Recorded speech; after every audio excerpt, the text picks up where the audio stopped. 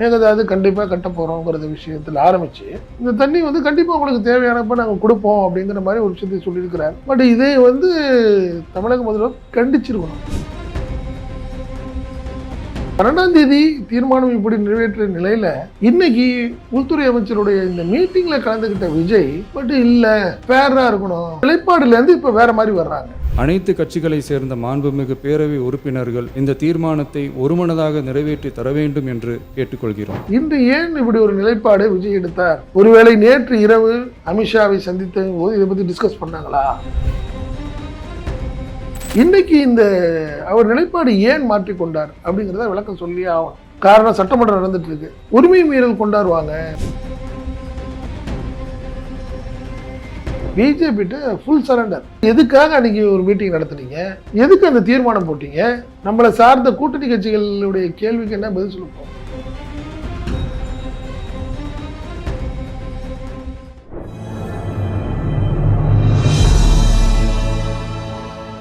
ஈதமிழ் news நேர்களுக்கு வணக்கம். இன்றைய நேர்காணலில் முனைந்திருப்பவர் ஈதமிழ் நியூஸோட ஆசிரியர் மற்றும் பத்திரிகையாளர் திரு செந்தில் சார். சார் வணக்கம். வணக்கம் முக்கியம். வணக்கம் சார்.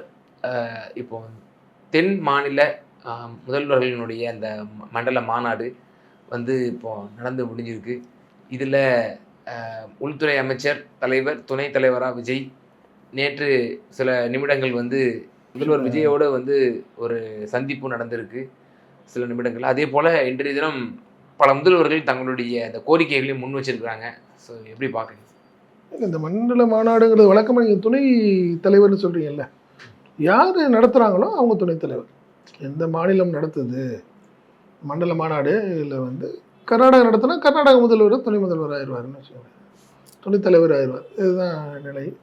பட் நேற்று இரவு அதாவது இதுவரை அமித்ஷாவை சந்திக்கவே இல்லை முதல்வர் விஜய். வந்து கிட்டத்தட்ட 103 105 நாள் ஆயிடுச்சு.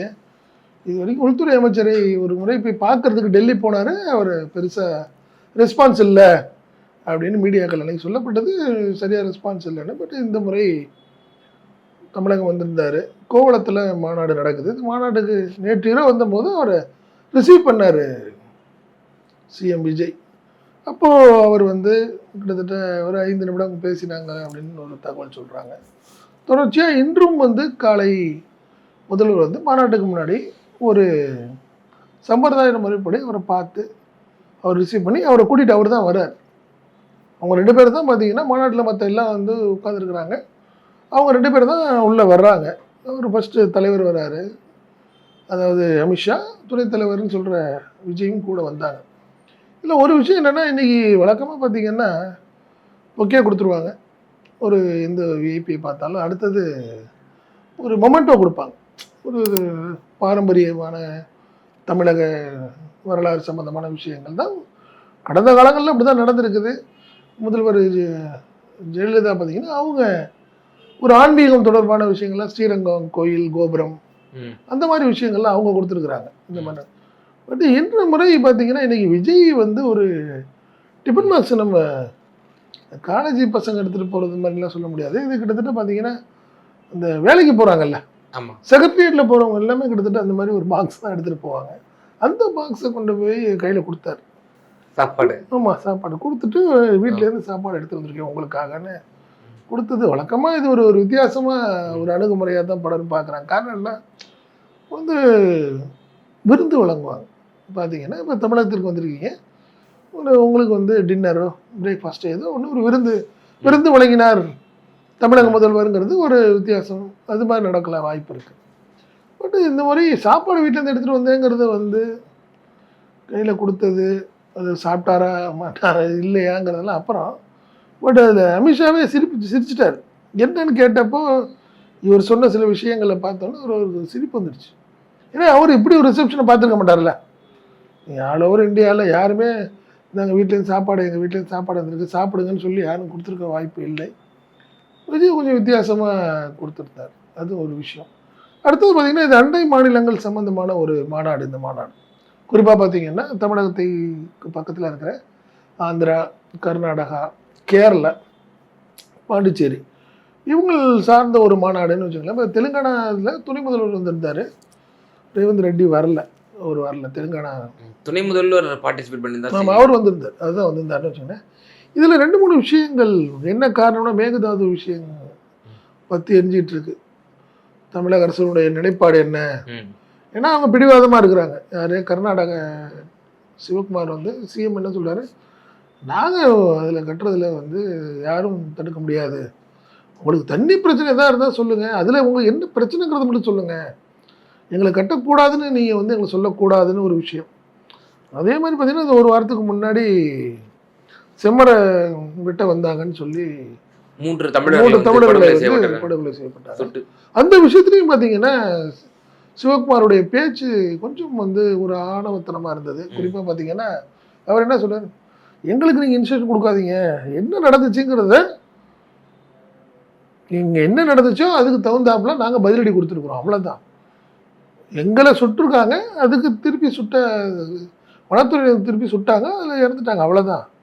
அதனால் நீங்கள் என்ன நடந்துச்சு அப்படிங்கிறதெல்லாம் தெரியாமல் நீங்கள் பேசாதீங்கன்னு ஏற்கனவே தமிழகத்தை சேர்ந்த எதிர்க்கட்சிகளாக இருக்கட்டும், தமிழக கவர்மெண்ட் எல்லா விஷயத்துலையும் ஒரு தெளிவாகவே என்ன சொல்கிறார், இதில் நீங்கள் தலையிடாதீங்க, என்ன நடந்துச்சுன்னு உங்களுக்கு தெரியாதுங்கிற மாதிரி ரொம்ப கண்டிப்பாக பேசியிருந்தார். இப்போ அடுத்ததாக பார்த்தீங்கன்னா மேகதாது விஷயத்துலேயுமே இந்த முறையும் என்ன சொல்கிறாரு, இந்த தண்ணீர் உங்களுக்கு பயனாக இருக்கும். அவர் அந்த பேசின விஷயங்கள் எல்லாமே பார்த்தீங்கன்னா ஒரு மேகதாது கண்டிப்பாக கட்ட போகிறோங்கிறத விஷயத்தில் ஆரம்பித்து இந்த தண்ணி வந்து கண்டிப்பாக உங்களுக்கு தேவையானப்போ நாங்கள் கொடுப்போம் அப்படிங்கிற மாதிரி ஒரு விஷயத்தை சொல்லியிருக்கிறார். பட் இதை வந்து தமிழக முதல்வர் கண்டிச்சிருக்கணும். மேகதாது பேசுகிற டைம் இது கிடையாது, புரியுதுங்களா? நாங்கள் முடியாதுன்னு சொல்லிட்டோம், இது கோர்ட்டில் இருக்குது, இந்த இஷ்யூ இருக்குது, நாங்கள் இது சம்மந்தமாக வழக்கு போட்டிருக்கோம் அப்படின்னு சொல்லி நிப்பாட்டிருக்கலாம். பட் அதையும் மீறி பார்த்தீங்கன்னா கர்நாடக முதல்வருடைய பேச்சு வந்து ஒரு கண்டனத்துக்குரியது. அது தமிழக அரசு அதை வந்து கூட்டணி கட்சிங்கிறதுனால நினச்சாங்களா என்னன்னு தெரியல, அது பெருசாக அதை காதில் வாங்கலை ஒரு விஷயம்.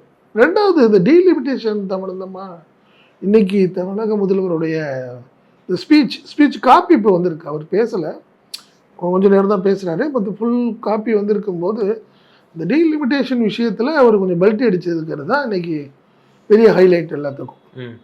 ஆகஸ்ட் 12ஆம் தேதி சட்டமன்றத்தில் அனைத்து கட்சி கூட்டம் நடத்துகிறாங்க. டீலிமிட்டேஷன் சம்பந்தமாக சட்டமன்றத்திலேயே தீர்மானம் கொண்டாந்தாங்க. அதில் வந்து அவங்க தெளிவாக ஒரு விஷயத்த சொல்கிறாங்க. என்ன சொல்கிறாங்க, டீலிமிட்டேஷன் வேண்டாம், ஏற்கனவே இருந்தது 543ன்னா 543 அப்படியே இருக்கட்டும், அதில் எந்த மாற்றம் இருக்கக்கூடாது, கூடுதலோ குறைச்சலோ இருக்கக்கூடாது. தமிழகத்துக்கும் அதே மாதிரி தான் 39 எம்பிக்களுடைய எண்ணிக்கையை நீங்கள் அதில் வந்து ஏற்றுவோ இறக்குறதுக்கோ தேவையில்லை, டீலிமிட்டேஷனே வேண்டாங்கிற மாதிரி அன்னைக்கு தீர்மானம் நிறைவேற்றினாங்க. எதிர்பாராதப்போ திமுகவும் அதை ஆதரிச்சது, பலருமே பார்த்தீங்கன்னா அது பெரிய அரசியலாக பேசிகிட்டு இருந்தாங்க. காரணம் என்னென்னா இந்த விஷயத்தில் என்ன முடிவெடுக்க போகிறாங்க திமுகன்னு தெரியாத ஒரு குழப்பம். காரணம் என்னென்னா டீலிமிட்டேஷன் விஷயத்தில் வந்து பிஜேபிக்கு திமுக சப்போர்ட் பண்ண ஆரம்பிக்குது, கண்டிப்பாக அந்த தீர்மானம் வரும்போது அதில் வந்து திமுக வந்து அவங்க சப்போர்ட் பண்ண போகிறாங்கன்னு ஒரு ரூமர்ஸ். இந்த நிலையில் முதல் நாளே பார்த்தீங்கன்னா இதுக்கு தீர்மானத்துக்கு முதல் நாளே ஆதவ அர்ஜுன் வந்து சம்மந்தமே இல்லை பற்றி பேசினார். நீங்கள் இது என்ன செய்ய போகிறீங்க, நீங்கள் நாளைக்கு வருவீங்களா, இந்த மீட்டிங்கில் நீங்கள் கலந்துக்குவீங்களா, எங்கள் தீர்மானத்தை ஆதரிப்பீங்களா அப்படின்லாம் கூட ஒரு போட்டு பார்த்தாரு. பட் டிஎம்கே அந்த விஷயத்தில் கொஞ்சம் தெளிவாகவே தான் இருக்குதுன்னு வச்சுங்களேன். டிஎம்கேவுடைய 2 ஸ்டாண்டு, டீலிமிட்டேஷன் ஃபேராக இருக்கணும், நம்மளுக்கு வந்து ஆட்டோமேட்டிக்காக தொகுதிகள் வந்து அதிகப்படுத்தும் பட்சத்தில் அதே மாதிரி எல்லாத்துக்கும் இருக்கணும், ஓபிக்கு எல்லாத்துக்கும் பர்சன்டேஜுங்கிறது தெளிவாக இருக்கணுங்கிறது திமுகவுடைய நிலைப்பாடு. இல்லைன்னா டீலிமிட்டேஷன் வேண்டாங்கிறது நினைப்பாடு. ஸோ அந்த அடிப்படையில் தான் அன்னைக்கு தீர்மானத்தை திமுக ஆதரிச்சது. விஜய் அரசு கொண்டு வந்த அந்த தீர்மானத்தை ஆதரித்ததுக்கான டீலிமிட்டேஷன் தேவையில்லைன்னா தேவையில்லை, அதில் ஒன்றும் மாற்றம் இல்லை அப்படிங்கிறதுலையும் திமுக 2 நிலைப்பாடு இருக்குது. ஒன்று வந்தால் எல்லாத்துக்கும் ஒரு சாதகமாக இருக்கணும், எல்லா மாநிலங்களுக்கும் பிரதிநிதித்துவம் சரியாக இருக்கணும், குறிப்பாக தென் மாநிலங்களுக்கு. ஆமாம், குறிப்பாக தென் மாநிலங்கள் எல்லாத்துக்குமே இந்த விகிதாச்சார அடிப்படையில் சரியாக இருக்கணுங்கிறது நிலைப்பாடு. அப்படி வேண்டாம்னா வேண்டாம், அதில் ஒன்றும் மாற்றம் இல்லை. பட் அன்னைக்கு கொண்டு வந்த தீர்மானம் வேண்டாங்கிறது தீர்மானம், அதை வந்து ஆதரிச்சாங்க, அதுதான் நிலைப்பாடு. பட் அன்னைக்கு 12ஆம் தேதி தீர்மானம் இப்படி நிறைவேற்ற நிலையில் இன்னைக்கு உள்துறை அமைச்சருடைய இந்த மீட்டிங்கில் கலந்துக்கிட்ட விஜய் பட் இல்லை ஃபேராக இருக்கணும். ரீலிமிட்டேஷனுடைய 543 அப்படிதான் ஃப்ரீஸ் ஆயிருக்கணுங்கிற வார்த்தை ஏற்கனவே சொன்னது. அன்னைக்கு வந்து நிரந்தரமாக இருக்கணும்னு சொன்னவங்க, பட் அந்த நிலைப்பாடுலேருந்து இப்போ வேற மாதிரி வர்றாங்க. என்ன அது 543 குறைக்க, அதாவது மாறக்கூடாதுன்னு சொன்ன நிலையில் இன்னைக்கு அப்படி இல்லை. எங்களுதுக்கு பிரதிநிதித்துவம் பிரச்சனை ஆயிடக்கூடாது, தென் மாநிலங்களுக்கு எம்பிக்கள் பிரதிநிதித்துவம் எந்த பிரச்சனையும் இல்லாமல் செஞ்சு கொடுக்கணுங்கிற மாதிரி ஒரு வார்த்தையை இன்னைக்கு சொல்லியிருக்காரு. இதுதான் இன்னைக்கு ஒரு மிகப்பெரிய ஒரு சர்ச்சையாக இருக்கு. காரணம் என்னன்னா, காங்கிரஸுடைய நிலைப்பாடு என்ன, திமுகவை அவங்களுடைய நிலைப்பாடு என்னன்னா திமுகவை எல்லாம் சேர்ந்து ஓரம் கட்டணும், தனிமைப்படுத்தணுங்கிறதா இன்னைக்கு அவங்களுடைய அரசியல் ஒரு பிளான். அதன் அடிப்படையில் தான் திமுக என்ன செய்ய போகுது, இப்படி சொல்லிட்டோம்னா திமுக மாட்டிக்கும் அப்படின்னு அது ஒரு நெருக்கடியை கொடுக்கணும்னு நினைச்சாங்க. பட் ஆனால் ஒரே வாரத்துக்குள் இன்று ஏன் இப்படி ஒரு நிலைப்பாடு விஜய் எடுத்தார்? ஒருவேளை நேற்று இரவு அமித்ஷாவை சந்தித்த போது இதை பற்றி டிஸ்கஸ் பண்ணாங்களா? தனிமையில் அந்த சொல்லியிருக்கலாம். சந்தித்த போது நீங்கள் டீலிமிட்டேஷன் விஷயத்தில் நீங்கள் உங்களுடைய இது எனக்கு பிடிக்கல அப்படின்னு சொல்லியிருக்கலாம், அமித்ஷா சொல்லியிருக்கலாம். என்ன காரணம்னா இன்னைக்கு அவருடைய பேச்சு அப்படியே மாறுது. நீங்கள் ஆட்டோமேட்டிக்காக நிரந்தரமாக இருக்கணும் அப்படின்னு சொன்ன விஷயத்துக்கும் பட் பிரதிநிதித்துவம் பிரச்சனை இருக்கக்கூடாதுங்கிறதுக்கும் நிறைய மாற்றங்கள் இருக்குது. அதான் டீலிமிட்டேஷன் வேண்டான்னு சொல்கிறீங்க, அவ்வளோதானே. 543 நிரந்தரமாக இருக்கணும்னு சொன்ன நிலைப்பாடு மாறி பிரதிநிதித்துவம் குறைக்கக்கூடாது அப்படிங்கிற ஒரு சூழ்நிலை இன்னைக்கு வந்து மாறி இருக்கு. இது எப்படி கம்யூனிஸ்ட் கட்சிகளாக இருக்கட்டும், காங்கிரஸ் கட்சியாக இருக்கட்டும், அவங்களாம் எப்படி இதை ஏற்றுக்க போகிறாங்கன்னு தெரியலை. இந்த விஷயம் கண்டிப்பாக ஒரு பெரிய நெருக்கடியை கொடுக்கும், டிவிகேக்கு பெரிய நெருக்கடியை கொடுக்கும், விஜய்க்கும் இது பெரிய நெருக்கடியை கொடுக்கும், அதில் மாற்று கருத்தே கிடையாது. அப்போ அந்த முதலமைச்சர் தலைமையில் நடந்த அனைத்து எம்பிக்கள் கூட்டம் அதனுடைய நிலை என்ன இப்போது? இப்போ காங்கிரஸ் கட்சியினுடைய நிலைப்பாடு என்ன? இப்போ நேற்று வரைக்கும் ஃப்ரீஸ் பண்ணணும், நிரந்தர தடை விதிக்கணும் இப்படின்ற மாதிரி பேசினவங்க, அன்கான்ஸ்டிடியூஷனல் பேசினவங்களுக்கு இப்போ என்ன சொல்ல போறாரு? மாணிக்கம் தாக்கூர் என்ன சொல்ல போறாரு? இப்போ காங்கிரஸோட நிலைப்பாடு இப்போ என்னவா இருக்கும்? இவர் தலைமையில தான் கூட்டினாங்க கூட்டத்தை, இவரும் அந்த தீர்மானத்தை முன்மொழிஞ்சாரு, எம்பிக்கள் வழிமொழிஞ்சதை பார்த்தோம். இப்போ அடுத்தபடியா இப்போ என்ன அவங்களுடைய ஸ்டெப் இருக்கும்? இல்லை, கண்டிப்பாக இந்த விஷயத்தை பொறுத்தவரை அவங்க இப்படி மாற்றி மாற்றி பேசக்கூடிய விஷயத்தில் வந்து அவங்க எப்படி ஏற்றுக்க போகிறாங்கன்னு தெரியலையே. இடதுசாரிகளாக இருக்கட்டும், காங்கிரஸ் கட்சியாக இருக்கட்டும், விசிகாவாக இருக்கட்டும், ஐஎம்எல்லாக இருக்கட்டும், அப்போ நீங்கள்லாம் போயிருந்தீங்க, இவங்க எல்லாத்துக்கும் பிரதிநிதித்துவம் இருந்தது, எல்லா எம்பிகளும் போயிருந்தாங்க, வெளியே வந்து பேட்டியை கொடுத்தாரு. என்ன இப்போ அதுக்கு என்ன பதில் சொல்ல போகிறாரு அப்படிங்கிறது ஒரு பெரிய சங்கடமாகுது. ஏன் 2-3 விஷயத்தில் விஜயோடைய நிலைப்பாடு வந்து நிறைய மாற்றங்கள் இருக்குது. அவங்களுடைய பேச்சுக்கும் சில விஷயங்களுக்கும் நிறைய மாற்றங்கள் இருக்குன்னு வச்சுங்களேன். இன்னைக்கு இந்த அவர் நிலைப்பாடு ஏன் மாற்றிக்கொண்டார் அப்படிங்கிறத விளக்கம் சொல்லியே ஆகணும். காரணம், சட்டமன்றம் நடந்துட்டு இருக்கு. இதில் என்ன சொல்கிறாங்கன்னா, உரிமை மீறல் கொண்டாடுவாங்க விஜய்க்கு மீளு. காரணம் என்னென்னா, ஒரு தீர்மானம் ஏற்கனவே நிறைவேற்றப்பட்டதற்கு மாறாக இன்னொரு இடத்துல போய் நீங்கள் பேசுனீங்கன்னா அதுக்கு பேர் உரிமை மீறல். நீங்கள் தான் சட்டமன்றத்தில் இந்த தீர்மானத்தை கொண்டாந்தது, நீங்கள் தான் பேசுகிறீங்க, அதுக்கு ஆடியோ இருக்குது, எவிடன்ஸ் இருக்குது. அந்த நிலைப்பாடுலேருந்து நீங்கள் மாறி நீங்கள் வேற ஒரு இடத்துல பேசுகும் போது உங்கள் விஜய் மீது உரிமை மீறல் தீர்மானம் கொண்டு வரதுக்கு திமுக கண்டிப்பாக ஒரு முடிவெடுக்கும். இது ஒரு பெரிய லெவலில் ஒரு இந்த பிரச்சனை பெரிய இஷ்யூ ஆகுங்கிறது தான். இல்லை, அந்த உரிமை மீறல் கொண்டு வந்தால் என்ன அதனால் ஏற்படக்கூடிய தாக்கம்? நீங்கள் பதில் சொல்லி ஆகணும்ல. இன்னைக்கு ஒன்று பேசுறீங்க, இங்கே சட்டமன்றத்தில் ஒன்று பேசுறீங்க, வெளியில போய் ஒன்று பேசுறீங்க, பதில் சொல்லி ஆகணும். கண்டிப்பாக கொண்டாடும். நான் அப்படிதான் நினைக்கிறேன் நான். ஏன்னா உரிமை மீறல் கண்டிப்பாக கொண்டாடணும். ஏன்னா தீர்மானத்தை நீங்கள் தானே வாசிச்சீங்க, அதை நீங்கள் சொல்றது அதே வார்த்தை தான் நீங்கள் சொல்லுவீங்க. பட் அது இங்கே வேற மாதிரி இருக்கு. ரெண்டுமே எவிடன்ஸ் இருக்கு. தீர்மானத்தை நீங்கள் பேசும்போதும் இருக்கு, இப்போ உங்களுடைய ஸ்பீச் காப்பியும் இருக்கு. இது கண்டிப்பாக திமுக விடாது இல்லை, உங்களுக்கு உரிமை மீறல் கண்டிப்பாக கொண்டாடும். விஜய் என்ன பதில் சொல்ல போறாரு அப்படிங்கிறதா இப்போ $1,000,000 கொஸ்டின். இப்போ இவங்க வேற வழியே இல்லாமல் காங்கிரஸோட நிலைப்பாடு பெருசாக இருக்காது.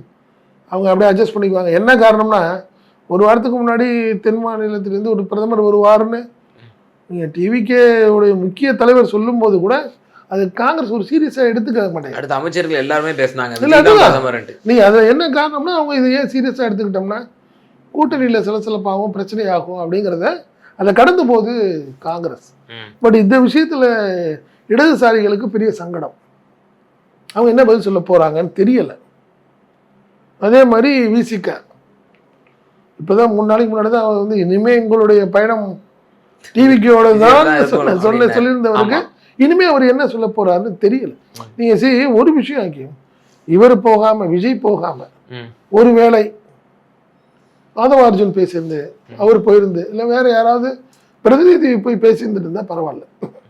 முதல்வரே பேசுறார், சட்டமன்றத்திலையும் பேசுனது முதல்வர் தான், இப்ப பேசுறதும் அவர் தான். ஸோ இந்த விஷயம் தான் இன்னைக்கு ஒரு பெரிய பிரச்சனையை, பெரிய லெவலில் பிரச்சனையை ஏற்படுத்தியிருக்கிறது. டிவி கேட்க அது ஒரு பதில் சொல்லி ஆக வேண்டிய கட்டாயத்தில் விஜய் இருக்கு. சார், காங்கிரஸ் இப்படி ஒரு திட்டம் போடுது அப்படின்னு தான் குற்றச்சாட்டு. திமுகவை தனிமைப்படுத்தணும், திமுகவை எக்ஸ்போஸ் பண்ணணும் அப்படிங்கிறதுக்காக ஒரு கூட்டப்பட்ட ஒரு மீட்டிங்கு, அப்படிங்கிறதுக்காக கூட்டப்பட்ட ஒரு மீட்டிங்கை கலந்துக்க மாட்டாங்க. அது கூட நீங்க வந்து ஒரு அரசியல்னு சொல்லுவீங்கன்னு சொல்லி தீர்மானத்துல அதுவும் இடம் கொடுக்க கூடாதுன்னு திமுக ஆதரவு தெரிவிச்சிருச்சு. இப்போ நீங்க இப்படி பல்ட்டி அடிச்சிட்டீங்க. அப்போ அப்படிங்கிற பொழுது காங்கிரஸ் மேலிடமே கூட விஜய் மீது எந்த அளவுக்கு ஒரு நம்பகம் தன்மையோட அவங்க வந்து அனுப்புவாங்க. இப்போ நாம வந்து இப்போ டிஎம்கே கூட இது வரைக்கும் இன்டாக்டா நம்ம தொடர்ந்தோம். கொள்கை ரீதியா நம்ம கூட பார்லிமெண்ட்ல அவங்க எவ்வளவு தோழமையா இருந்தாங்க, ஒத்துழைப்பு கொடுத்தாங்க, மசோதாக்களை முறியடிப்பதற்கு அவங்க எவ்வளவு நிறைய விஷயங்கள்ல அவங்க உதவி இருக்காங்க. இப்போ டெல்லியில காவல்துறை வந்து உள்துறை கட்டுப்பாட்டிற்கு போறதுக்கு வந்து வயது முதிர்ந்த மன்மோகன் சிங்கே வந்து ஸ்ட்ரெச்சர்ல வீல் சேர்ல இழுத்துட்டு வந்து அவர் வந்து ஓட்டு போட்டாரு. பிறகு அந்த மசோதா நிறைவேறியது 2வது. அந்த அளவுக்கு பதிவு செய்யணும் எதிர்ப்ப அப்படிங்கிறதுல திமுக வந்து பல விஷயங்கள் உதவி இருக்கு காங்கிரஸுக்கு. ஆனால் இப்போ தாவேக்காவுடைய இந்த இப்போ உடனே நேற்று நைட் மீட்டிங் நடக்குது, இன்னைக்கு காலையில் என்ன பேசுறாரு, ஃபேர் டீலிமிட்டேஷன் தான் அப்படின்னு சொல்றாங்கன்னா காங்கிரஸ் தலைமையை எப்படி பார்க்கும், குறிப்பா சோனியா காந்தி அம்மையார் எப்படி பார்க்கும்? அதுதான் நான் சொல்றேன். சோனியா காந்திக்கு வேணா இந்த வருத்தம் கண்டிப்பா வலிமையா இருக்கலாம். ஏற்கனவே அவங்களுக்கு ஒரு சங்கடம் இருந்துகிட்டே இருக்கு. ஏன்னா விஜயோட நிலைப்பாடு வேற. கண்டிப்பா அவர் என்டிஏல வந்து ஆட்டோமேட்டிக்கா எதுக்கெல்லாம் மாட்டாரு, இந்தியா கூட்டணிக்கே கண்டிப்பா வருவாரா மாட்டாரான்னு தெரியல. காரணம் என்னன்னா இப்போ எம்பி இல்லை, அதனால கூட்டத்தில் நாங்கள் பெருசாக கலந்துக்கலன்னு சொல்றாங்க. ஆனால் எம்பி வந்தாலும் கூட அவர் பெருசாலாம் போய் இந்தியா கூட்டணியில் அவங்களுடைய நிலைப்பாடு பெருசாக ஆதரவு தெரிவித்து போர்க்குடி தூக்குவாராங்கிறதெல்லாம் பெரிய கேள்விக்குறியான ஒரு விஷயம்னு வச்சுக்கோங்களேன். அதெல்லாம் செய்ய மாட்டார் விஜய். அதனால இந்த விஷயத்துல ராகுல் மேலே தான் மற்றவங்களுக்குலாம் கோவம் வரும். அவர் பிரவீன் சக்கரவர்த்தி, மாணிக் தாக்கூர், இவங்க ஒரு 3 பேர் சேர்ந்து தானே இன்னைக்கு குட்டிச்சோர் ஆக்கிட்டாங்க. அவங்களுக்கு எல்லாத்துக்கும் தெரியும். இப்போ சிதம்பரமா இருக்கட்டும், ஒரு சீனியர் ஆட்கள் எல்லாத்துக்குமே இது தெரியும். ஜெயராம் ரமேஷ்லேருந்து எல்லாத்துக்குமே இந்த விஷயம் நல்லாவே தெரியும். நேற்று பேசுனது வேற, இன்னைக்கு பேசுனது இந்த விஷயம் என்ன அவ்வளோ சங்கடம்ங்கிறது தான் ஒன்று, அதோட மாற்றமே கிடையாது. கண்டிப்பாக இதை பற்றி வேறு வழி இல்லையே. இங்கே தமிழ்நாடு காங்கிரஸ் வேற மாதிரி தானே முடிவெடுக்குது. அவங்களே தானே முடிவெடுத்தது இந்த விஷயத்தில். இந்த மீட்டிங் நடத்ததாகட்டும், நேற்று கூட பேரணி போனாங்க. டீலிமிட்டேஷனே இருக்கக்கூடாது. அமித்ஷா வந்து ஓடி ஒளிஞ்சிட்டாரு பதில் சொல்லாம பாராளுமன்றத்துல. அப்புறம் நீட் விலக்கு, இது மாதிரி பல இஷ்யூஸை கையில் எடுத்தாங்க. அதுல ஒண்ணு டீலிமிட்டேஷன், நோ டீலிமிட்டேஷன். இன்னைக்கு செயற்குழு இப்ப நடந்துட்டு இருக்கு. செயற்குழுல வந்து அதை பத்தி இப்ப நீங்க பதில் சொல்ல வேண்டிய கட்டாயத்துல இருக்குது காங்கிரஸ். என்ன செய்ய போறாரு மாணிக் தாக்கூர்? இதெல்லாம் ஒரு பெரிய விஷயமாங்கன்னு சொல்லிட்டு போவார். பட்டமா போய் எக்ஸ்போஸ் ஆன மாதிரி, அதாவது காவிரி இஷ்யூவை ஜஸ்ட் டைவர்ட் பண்ணணும் அப்படிங்கிறதுக்காக கொஞ்சம் நடுவுல டீலிமிட்டேஷன் லைட்டா எடுத்து விட்டுட்டு அதை வந்து திமுக வந்து சரண்டர், அதுல மாற்றம் இல்லை. எதுல பிஜேபி ஃபுல் சரண்டர். நீங்க உங்க கொள்கையை தெளிவா பேசிட்டு அதுக்கப்புறம் நீங்க கவர்மெண்ட்டுங்கிற விஷயத்துல கொஞ்சம் அப்படி மாறி பேசுறது வேற. நீங்க டேரிங்கா எதுக்காக அன்னைக்கு ஒரு மீட்டிங் நடத்துனீங்க, எதுக்கு அந்த தீர்மானம் போட்டீங்க? இப்போ இன்னைக்கு வந்து ஹோம் மினிஸ்டருக்கு எதிர்த்து நீங்க பேச அந்த மீட்டிங்ல வேற மாதிரி பேசுறீங்களே, இது நம்மளுக்கு சங்கடத்தை ஏற்படுத்தும். நம்மளை சார்ந்த கூட்டணி கட்சிகளுடைய கேள்விக்கு என்ன பதில் சொல்ல போறோம்? விஜய் அதை பத்தி யாரும் ப்ரெஸ் கேட்க போறதில்ல, அவர்கிட்ட யாரும் கேள்வி கேட்க போறதில்ல, புரியுதுங்களா? அதனால அவர் தைரியமா பார்த்துக்கலாம் அப்படின்னு நினைக்கலாம். பட் உரிமை மீறல் தீர்மானத்தை திமுக என்ன செய்ய போகிறதுங்கிறது ஒரு பெரிய கேள்வி. ஓகே, இவ்வளோ சீக்கிரமா உரிமை மீறல்லாம் நடக்கும் என்ன, பட் முதல்வர் மீது இவ்வளோ சீக்கிரமா ஒரு 100 நாள்லயே ஒரு உரிமை மீறல் தீர்மானம் கொண்டு வந்தால் அது பெரிய சங்கடத்தை ஏற்படுத்தும். டிவி கேக்கு என்ன செய்ய போகிறாங்கன்னு பார்ப்போம். இதுதான ஒரே ஒரு கேள்வி. இப்போ அந்த நடந்த இந்த மாநாடு சம்பந்தமாக பல செய்தி ஊடகங்கள் தகவலாக சில விஷயங்கள் போடுறாங்க. விஜய் என்னமோ பெரிய ஒரு வாதங்களை வச்சு அப்படியே மடக்கிட்டாரு அண்டை மாநில முதல்வர்கள் எல்லாத்தையும். அவங்க அப்படியே பதறிட்டாங்க அந்த வாதங்களை பார்த்துட்டு. அப்படியே உரிமை தமிழ்நாடு உரிமை கேட்குறீங்களா, நாங்கள் எந்த டிஸ்டர்பும் பண்ண மாட்டோம், நீங்கள் தான் ஒரு மோஸ்ட் பவர்ஃபுல் சீஃப் மினிஸ்டருங்கிற மாதிரி தெளிவானால. நீங்கள் அவங்க 2 பேரையும் எடுத்துங்களேன். கேரளாவும் பார்த்தீங்கன்னா பெரியார் அணை விஷயம் தெளிவாக பேசியிருக்கு. என்ன அணை வந்து ஸ்டெபிலிட்டி நீங்கள் என்ன சொன்னாலும் எங்களுக்கு ஒரு பயம் இருக்குது. ஸோ அதை நீங்கள் மாடிஃபை பண்ணுங்கள், உங்கள் டிசைன்லேயே பண்ணுங்கள் அப்படின்னு இன்றைக்கி அவர் தெளிவாக ஒரு பாலை தூக்கி போட்டார். அவங்க தெளிவாக வந்ததுக்கு அவங்க பேசிட்டாங்க. அதே மாதிரி டிகே சிவகுமார் தெளிவாக அவர் சொல்லிட்டார், அதில் மாற்றம் இல்லை, மேகதாது கட்டுறதுனால தண்ணி உங்களுக்கும் கிடைக்கும், உங்களுடைய தேவையை நாங்கள் பார்த்துக்குவோம் அப்படிங்கிற மாதிரி உங்களை காம்ப்ரமைஸ் பண்ணுற மாதிரி அவர் பேசியிருக்காரு. ஸோ நீங்கள் இந்த விஷயத்தில் தெளிவாக பேசியிருக்கணும். இது 2மே எங்களுக்கு ஒத்து வராத விஷயம். ஸோ நீங்கள் இதை பற்றி பேசுகிறதுக்கு வேறு வேலையே இல்லை. இதில் நான் வேறு யார்ட்டையும் 3வது ஆள்கிட்ட பேசுகிறதுக்கு இல்லை, இது கோர்ட்டில் இருக்குன்னு தெளிவாக விஜய் இந்த சில விஷயங்களை ஸ்ட்ராங்காக பேசியிருக்கணும். டீலிமிட்டேஷன் விஷயத்தில் தெளிவாக நாங்கள் ஏற்கனவே சட்டமன்றத்தில் ஒரு தீர்மானம் போட்டிருக்கோம். அந்த நிலைப்பாடு தான் எங்களுடைய நிலைப்பாடுன்னு ஒரே வார்த்தையில் சொல்லிட்டு போயிடலாமே. தீர்மானம் போட்டிருக்கோம், நாங்க ஆல்ரெடி எங்க அரசோட தீர்மானத்தை மக்கள் மத்தியில நாங்க எடுத்து வச்சிட்டோம், சொல்லிட்டோம்னு சொல்லிருக்கலாமே. அந்த தீர்மானம் தான் எங்களோட நிலைப்பாடு, அவ்வளவுதான் அப்படின்னு சொல்லி அதை கூட வாசிச்சிருக்கலாம். வாசித்தனால அது என்ன இருக்கு, அதுதான் அவருடைய ஒரு கேப்பபிள காட்ட முடியும், ஒரு ஆளுமை நிரூபிக்கக்கூடிய ஒரு இது. பட் விஜய் வந்து பெரிய லெவல்ல சரண்டரா தெரியுது. என்ன காரணம்னா பார்க்காதவரை பார்த்துட்டோம். ஒரு கிட்டத்தட்ட ஒரு 100 நாளுக்கு அதுக்கப்புறம் ஒரு அப்பாயின்மெண்ட் கிடைச்சிருக்கு, அது ஏன் நம்ம விட்டுறோம் இல்ல. அடுத்தபடியா அப்போ இது இன்னொரு கோணத்திலேயே பார்க்க வேண்டியது இருக்கா? இப்போ இந்த தீர்மானமா இருக்கட்டும், இந்த தீர்மானத்துக்கு நேர்முரணா இங்க வந்து செயல்பட்டதா இருக்கட்டும், அப்போ விஜய்க்கு இஷ்யூ பேஸ்டா அவருக்கு அந்த புரிதல் இல்ல.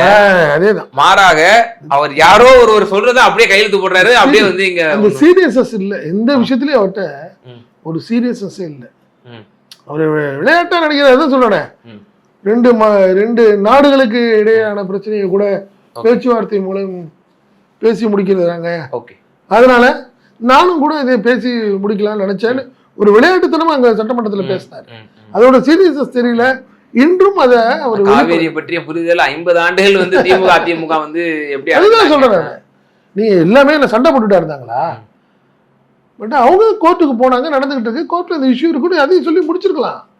பட் இந்த விஷயத்துல விஜய் வந்து தமிழகத்தை அடகு வைக்கிறதுக்கான ஏற்பாடு ஆரம்பிச்சிட்டாரு மாதிரி நான் நினைக்கிறேன்.